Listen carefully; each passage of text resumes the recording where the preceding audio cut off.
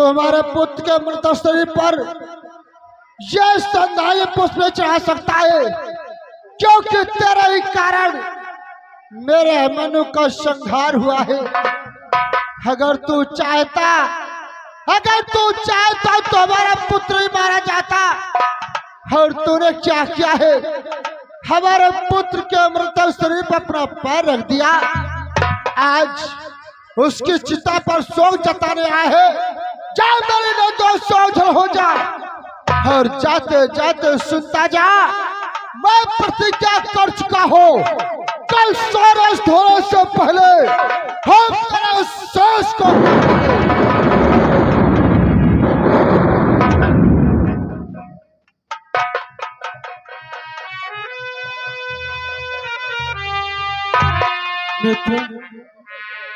इस शुभ अवसर पर इतना अहंकार, इतना अभिमान अच्छा नहीं है। सर्वप्रथम पुत्र अभिमन्यु का अंतिम दाह संस्कार करो। नहीं मित्र, अभिमन्यु का दाह संस्कार बाद में होगा, या तो पहले उसका जयद्रथ का दाह संस्कार होगा, या तो फिर अर्जुन का दाह संस्कार होगा। ये कैसी बात है? तो उठाओ गांधी धनुष सम्मुख से बाण और चलो रण खेतों की तरफ।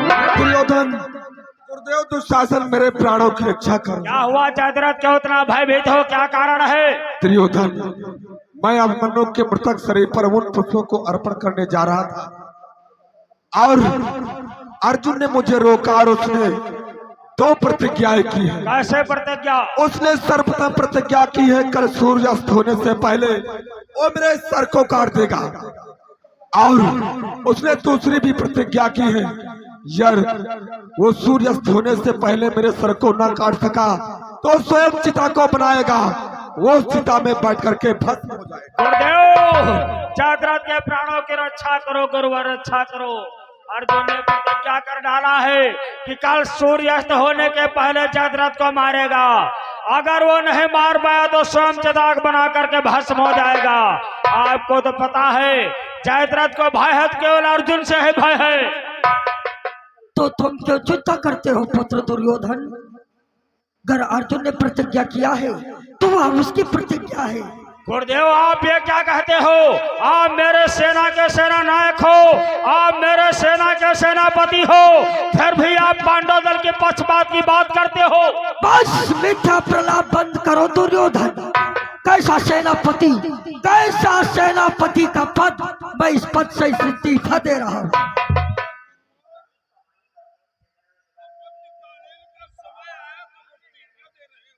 क्यों नहीं?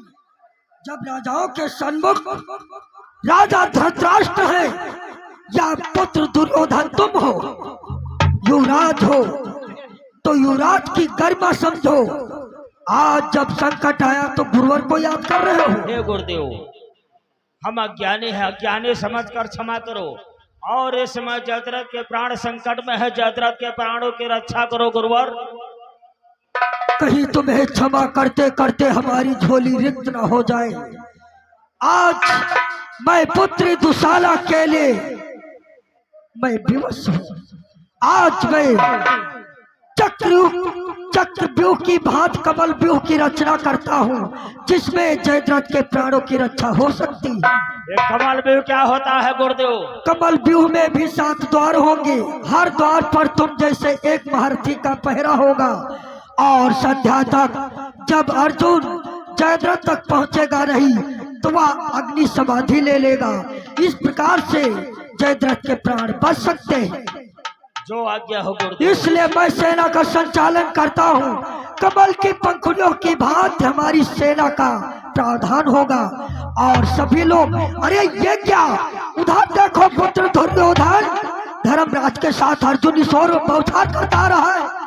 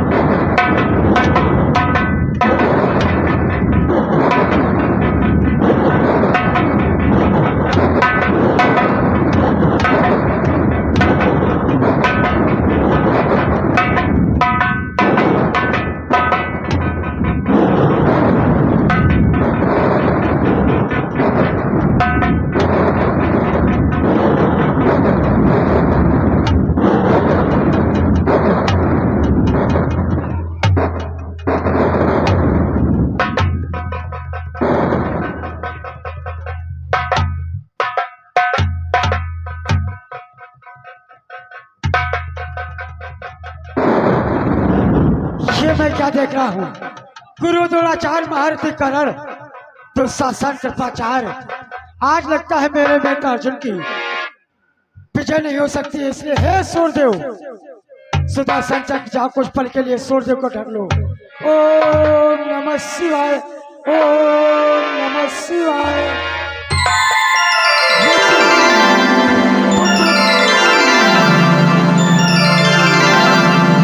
बेटा दुर्योधन, देख संध्या हो गई, जयद्रथ के प्राण बच गए। अब मैं चलता हूँ विश्राम।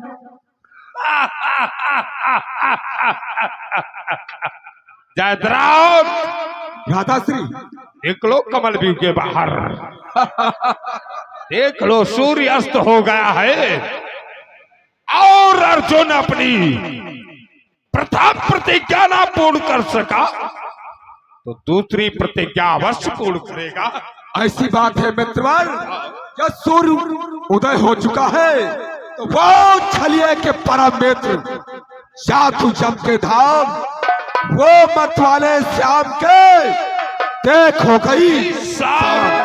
देख अर्जुन, देख सूर्य भी उदय हो चुका है और अपने दूसरी प्रतिज्ञा तोड़कर स्वयं चिता को बना, वो चिता में बैठ करके भस्म हो जा। कमला नयन क्या हुआ तुम्हें, तुम क्यों ये छुपते जाते हो।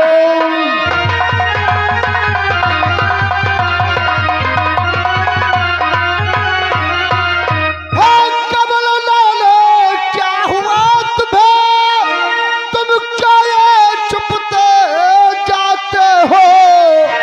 प्रकेला चारक निहत है, तो तुम क्यों ये समाते हो।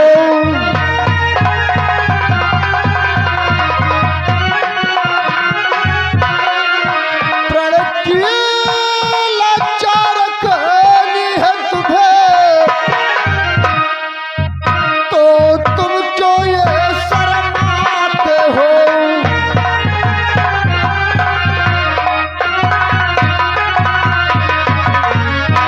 कमल नयन, ये तुम्हें क्या हो गया है, इस तरह से छुपते हुए क्यों चले जा रहे हो। अरे मैंने प्रतिज्ञा की है, क्या मेरी प्रतिज्ञा पूर्ण नहीं कराओगे। कोई बात नहीं, इसमें आपकी कोई गलती नहीं है। आप तो अपना कार्य प्रतिदिन की तरह कर रहे हो। ये मेरी प्रतिज्ञा नहीं पूरी हुई तो क्या हुआ, मैं अपनी दूसरी प्रतिज्ञा अवश्य पूर्ण करूंगा। सब अपने हाथों से चिता बनाऊंगा, उससे बैठ करके भस्म हो जाऊंगा। हे अभिमन्यु, इस अर्जुन को क्षमा करना मेरे लाल। ये मैंने प्रतिज्ञा की थी कि मैं तेरा बदला लूंगा, लेकिन हम तेरा बदला नहीं ले सके अभिमन्यु, नहीं ले सके। मैं भी चिता बना करके भस्म होने जा रहा हूँ। मैं भी तेरे पास आ रहा हूँ अभिमन्यु, पास आ रहा हूँ। हे भ्राताओं, इस अर्जुन को क्षमा करना मेरे भाई। जाने अनजाने में जो भी गलती से माफ कर देना। कि हे भ्रात युधिष्ठिर, भीम नकुल,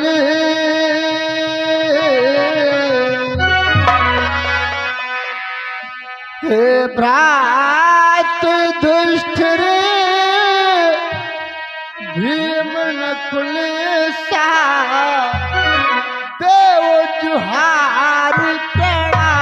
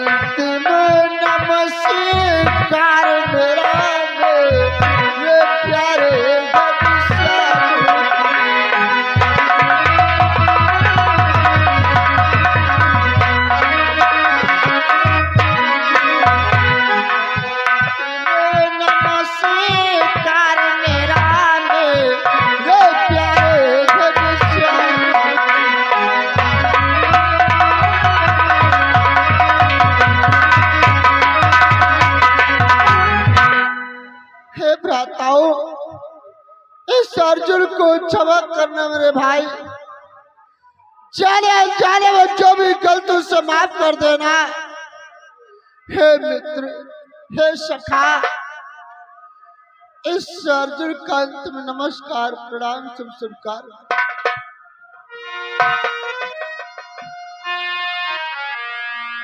हे मित्र, आज तुम्हारी प्रथम प्रतिज्ञा नहीं पूरी हुई, दूसरी प्रतिज्ञा पूर्ण करने के लिए जा रहे हो। हे मित्र, तो ठहरो चलने से प्रथम और गले मिलो होए पार। अपने जीवन बंधु से कर लो दो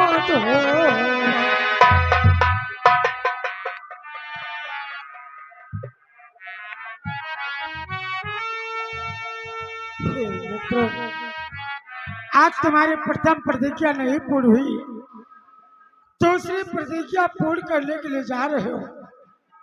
क्या करूं? अगर मैं पूर्ण नहीं किया होता कि युद्ध भूमि में अपने हाथों से अस्त्र नहीं उठाऊंगा, नहीं तो आज हमारे मित्र की प्रतिज्ञा अवश्य पूर्ण होती। फिर भी मैं प्रयत्न कर रहा हूं। और फिर कहा गया है, वीर पुरुष, क्षत्रिय पुरुष अपने अस्त्रों शस्त्रों का कभी जीते जी त्यागन नहीं करते हैं। इसलिए मित्र, क्या आज तुम हमारी एक इच्छा नहीं पूर्ण करोगे? हे मित्र, इस संसार के मध्य जब आज हमारा ये बचपन का सखा जीवित नहीं रहेगा तो उनका ये गांडी धनुष अमोघ सरवार यहाँ पर जीवित रह के क्या करेंगे।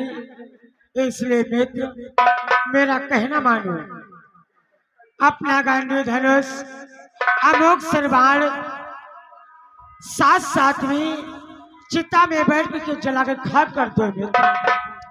भगवान भोलेनाथ तुम्हारी सभी मनोकामनाएं पूर्ण गई।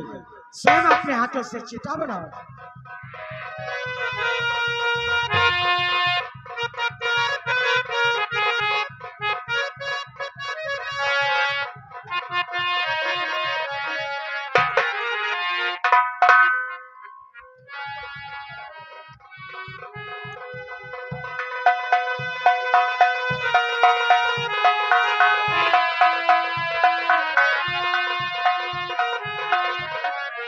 मित्रवर करण, मित्रवर आपने प्रतिज्ञा किया था कि अर्जुन का संहार मैं करूंगा, लेकिन मित्रवर तुम्हारी प्रतिज्ञा तो अधूरी है। चलो छोड़ो मित्रवर, यदि आप अपने बाणों से अर्जुन का संहार नहीं कर सके तो ये चिता ही सही है। और चलिए के तुमने क्या किया, इन बातों के साथ में घोर छल किया है। अपने को प्रभु नारायण कहलाने वाले कि तुम मायापति कहलाते हो, क्यों माया नहीं दिखाते।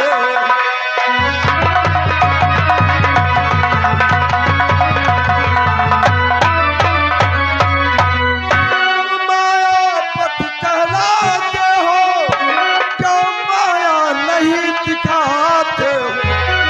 मारे रहा तुम्हारा बाल सखा, क्यों इसको नहीं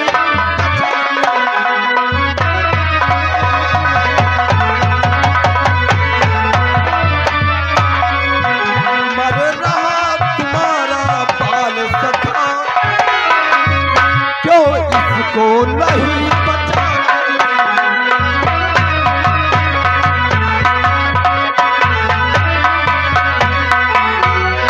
को प्रभु नारायण ईश्वर कहलाने वाले आज तुम्हारा तो बाल सखा अर्जुन चिता में बैठ करके भस्म होने जा रहा है, क्यों नहीं बजाते हो।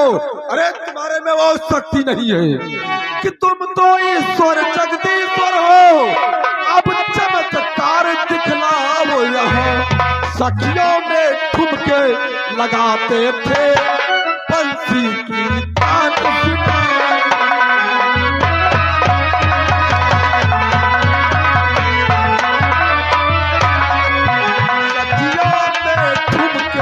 लगाते थे बंसी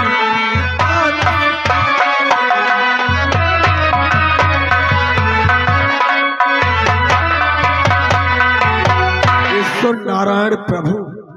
अरे तुम्हारे हाथों में तो ये मुरली है, क्यों नहीं आपने मुखारबिन से इस बंसी की धुन बजाते हो। अरे अर्जुन के कानों में पड़ जाएगी इसकी धुन, इसका भी हो जाएगा कल्याण। क्यों नहीं बजा रहे हो, बताओ। अर्जुन, अरे क्यों बैठे बैठे रोदन कर रहा है रे अर्जुन। अपनी करनी पर क्यों रो रो कर पछताता है। ये सब बहुरूपिया पर पंची पे अभी तो मोह बढ़ाता है।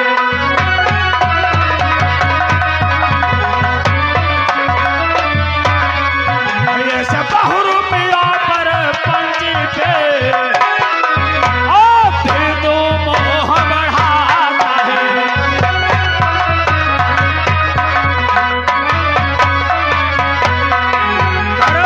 बहुरूपिया पर अभी मोह कर रहा है अर्जुन। किस श्याम रंग वालों पर भी तू क्यों इतना मत वाला है। ये बाहर से भी काला है, ये अंदर से भी काला है।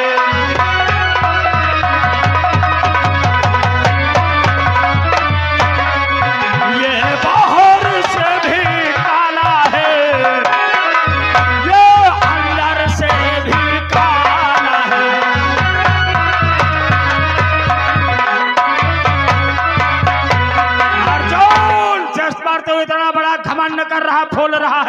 देखने में बाहर से तो काला है पर अंदर से बहुत काला है।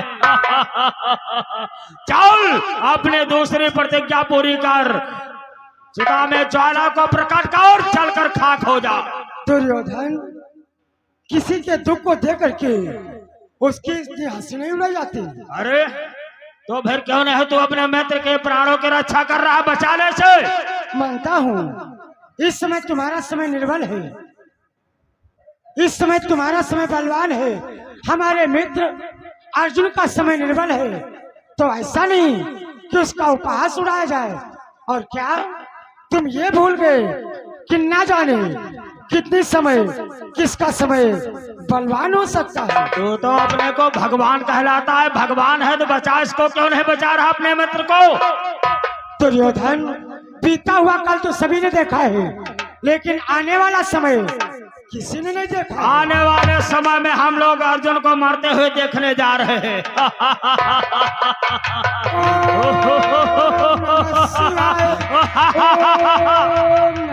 ये क्या? अरे तो सूर्योदय हो गया, जागृत भाग, सूर्योदय हो गया, भागो जागृत। हे मित्र, ये रहा सूर्य और ये रहा जागृत। मैं अपने उस नगरी की ओर बस